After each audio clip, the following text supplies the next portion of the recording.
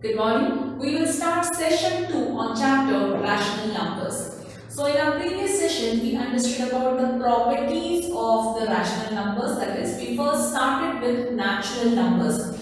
We checked the properties of closure, commutative, associative and also distributive for the first natural numbers. Now in today's class what we will do is we will not be proving all the properties as we did yesterday by taking an example. Rather, we will just make a tabular column and we will just go on filling whether rational numbers are commutative for addition, subtraction, multiplication, division, similarly integers, whole numbers and natural numbers. We got to know that yesterday. You always addition and multiplication will hold good for all the properties, that is closure, commutative and associative, wherein subtraction and division does not hold good. The same principle is applied here also, so we just go on taking it. Even you all have to do the same. Do the tabular column for the first and second one. First is commutative property, that is for A star B is equal to B star A, where star represents the mathematical symbols, that is addition, subtraction, multiplication and division. The next is associative, that is A star B star C. We have to only interchange the brackets. Distributive property will not be checking it again. That's already we have done that for natural numbers.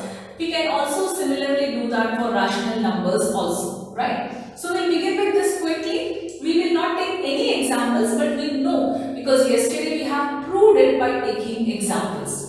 The first one will start with rational numbers. Commutative property for rational numbers under addition. Will it hold good? Yes. We will just write yes here. Will it hold good under subtraction? No. Right? Because sometimes we get positive answer to our LHS side and RHS we get negative answer. Multiplication? Yes. It holds good. Division? It will not hold good. For example, 10 divided by 2 is something but 5, but 2 divided by 10 is 1 by 5. They are different, right? So, division I will write no, right? Similarly, we'll check with integers again. Now, here in integers, when we talk about addition, yes.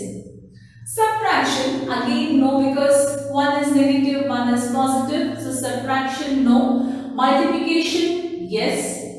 Division, it will not hold good. So any number what you divide, if you divide it in the reverse order, the answer will not be the same. We'll go with whole numbers. So commutative under addition, yes. Commutative under subtraction, no. Commutative under multiplication, yes. Commutative under division, no. Right? And the last one, natural numbers, which we have already done yesterday. Commutative under addition, yes. Commutative under subtraction, no. Commutative under multiplication, yes. Commutative under division, no. Right? Suppose they might ask you an exam for 1 mark by giving the values for A and B. Prove the commutative property for integers. Quite simple. Integers are given to you. You have to prove that A plus for addition, subtraction, multiplication or division. With respect to that, we put the sign here. Correct? We go for associative property now. For rational numbers, addition, yes, it satisfies. Subtraction, of course, no. Because again, usually subtraction, what happens is we get positive answer on the LHS side and negative answer on the RHS side, or either of that.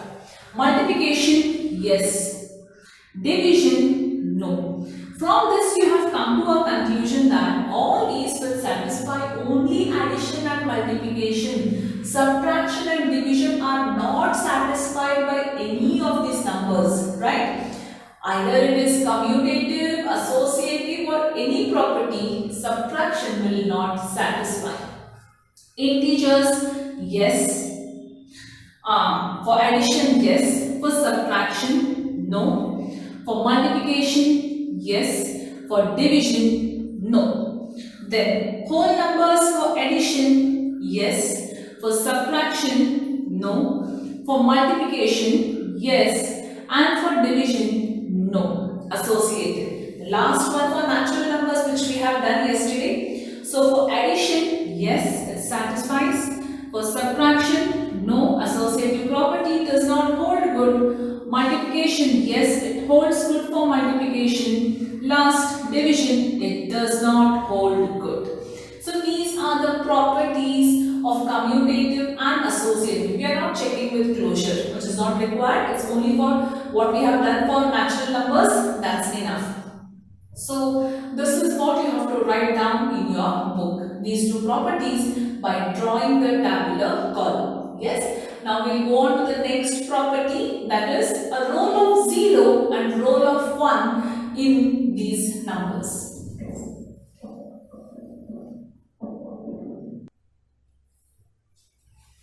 Let us understand the next property, that is roll of 0 and roll of 1. So when we talk about roll of 0, so I'll just give few examples here. Now for example, if I write 2 plus 0, what will I get? I get answer 2. So if I write minus 3 plus 0, what will I get answer? I get minus 3. Minus 891, one random number I have chosen, plus 0, I get answer as minus 891 only. That means any number, if I add 0 to it, I get the number itself, right? So in the property of addition, what is the number? If you add, you get the same number. That means if A is a number and I have to add something to here A so that I get the answer A itself. That means A is one number. What should I add to A to get the number itself? That means I have to add 0, right? So from this, what is the role of 0? 0 behaves as a identity element for addition. Identity elements, it's a main element for addition. Whatever number you add to 0, you get the number itself. See, whether it is a negative number, positive number, big number, small number, doesn't matter. For anything you add 0, you get the number itself. So from this we can conclude that therefore 0 is the identity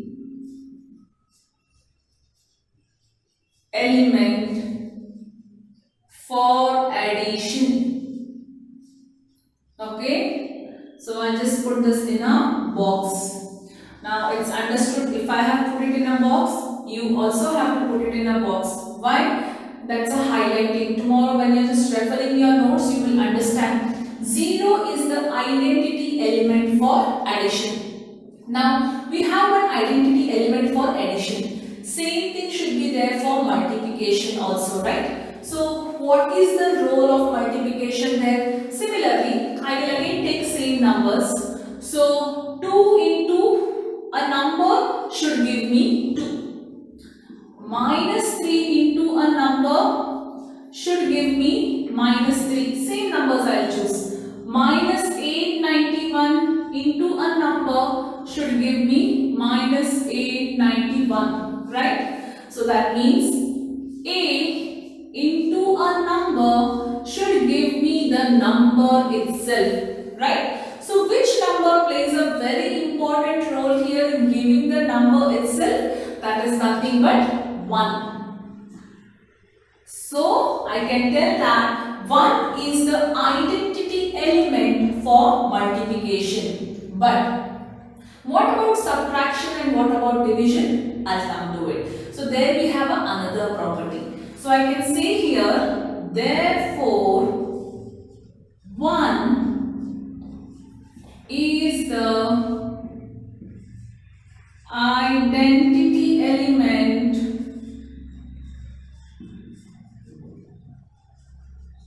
for multiplication. Okay, so that is what you have to remember here. I'll put this also in a box, right? Is this very clear? Now we understood the role of 0, role of 1 with respect to addition and with respect to multiplication. But what about subtraction and division? There we have another role or another identity, what we call it as a inverse rule, right? So under addition, if I have to talk about, I will write the next rule as inverse property. Inverse property of addition only we write. We don't write subtraction. You will come to know why. Inverse property of addition. Or we'll do one thing. I want first you all make a note of this, and then I will erase this, and then I will write the inverse property. I want you all to make a note of this in your book.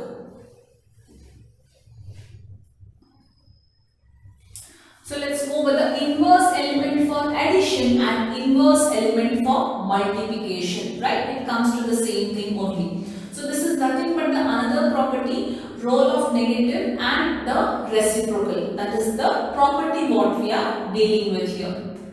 So inverse element for addition, when we talk about, for example, we know that 0 is the identity element for addition, right? Now, if I give you a number, say I will write 10 here. 10 plus what I have to write to get the identity element 0. Okay. Another number. I will write minus 8 plus what I have to write here. Okay. Let me put a box. Okay. So 10 plus what number I have to write to get identity element 0. Minus 8 plus what number I have to add here to get the identity element 0. And you can say now two things. Let me take a common one now. A plus what I should add to A to get 0. Right? Which is nothing but a negative of a number. That is what the next property. Negative of a number. 10 plus what I should do here? Minus 10. So it is understood as 10 minus 10, 0. Correct? Minus 8. So if it is minus, I have to go with plus 8. See, when we have a sign here, we don't multiply. So it is understood as 10 minus 10. So this is minus 8 plus 8. So if A is there here, I have to add minus 8 to it. A minus A, 0. Minus 8 plus 8, 0. 10 minus 10, 0. That means here a number, if A is a number, minus A is the additive inverse of A. Understood here? We don't have, I cannot say that 0 is the inverse, 1 is the inverse. No. If a given number is A, minus A is the additive inverse of A. Otherwise, if minus A is the number, then A is the additive inverse of minus A. That means whatever number you have, if it is a positive, negative of that number is the inverse of that number. If it is negative, positive of that number is inverse to get answer 0. So how do we write here is, if A is a number, then minus A is the additive inverse of A. This is what you have to remember. In simple terms, if you have to understand that, when you have to write the inverse of that element, write opposite sign, negative sign. If it is positive, negative. If it is negative, positive. Is this very clear? Okay, I'll just drop the 0. Next, let me come to the inverse element for multiplication. Now, what was there in inverse element of multiplication? We had chosen the number 1. Because if you multiply the number with 1, you won't get the number. Now here, I have to see that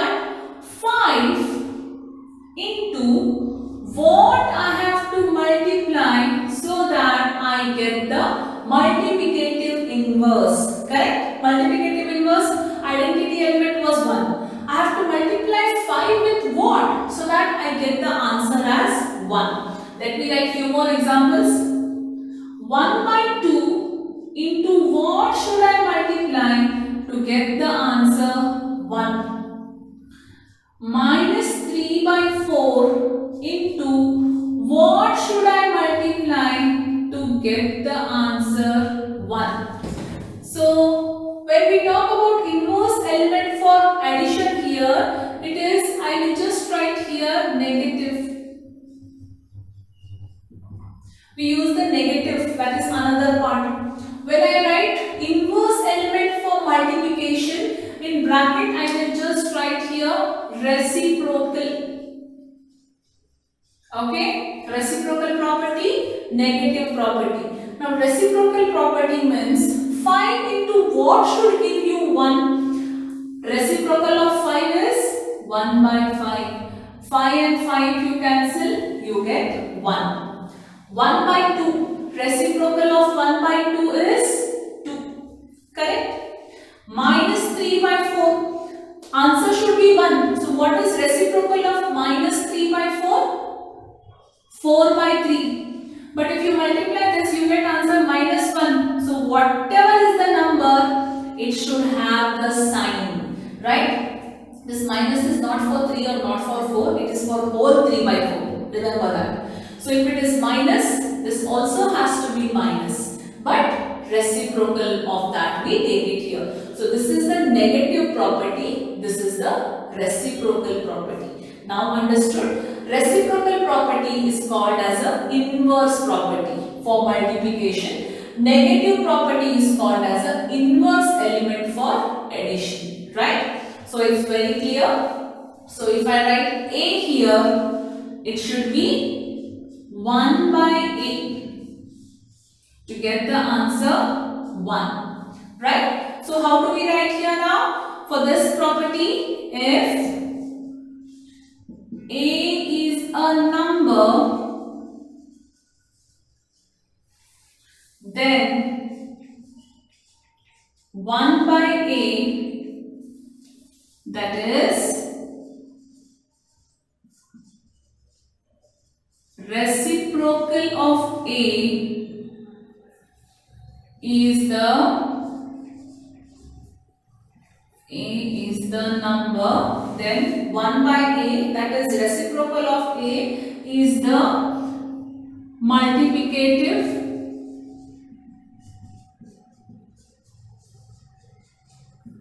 inverse. Multiplicative inverse of A. Very clear what we have written here is, see, this is just a rule I have written here. One thing you only remember here is identity element you understood. You have to get the same number. Inverse for addition you have to write with the change of sign to get the answer 0. Change of sign. Inverse for multiplication you have to write the reciprocal of the number. So I want you all to write down these two properties also. So today's class will be only on these properties, so that if you are perfect with the properties, we can start with the exercise in the next session. Now your homework for today is go through all the properties, practice it. Now here in the class we did the tabular column only for commutative and associative with respect to rational numbers, integers, whole numbers and natural numbers, right? A tabular column what we wrote by yes, no, yes, like that. Similarly, you can do that for closure property for rational numbers, integers, whole numbers and natural numbers. See tabular column how we had done, right? Closure property. So when you write closure property, what it comes? A star B is equal to C. That's all. Apply that for addition, subtraction, multiplication, division with respect to that. That will be your homework for today's session. So any doubt you have in today's session, you can call on the same day of the video set.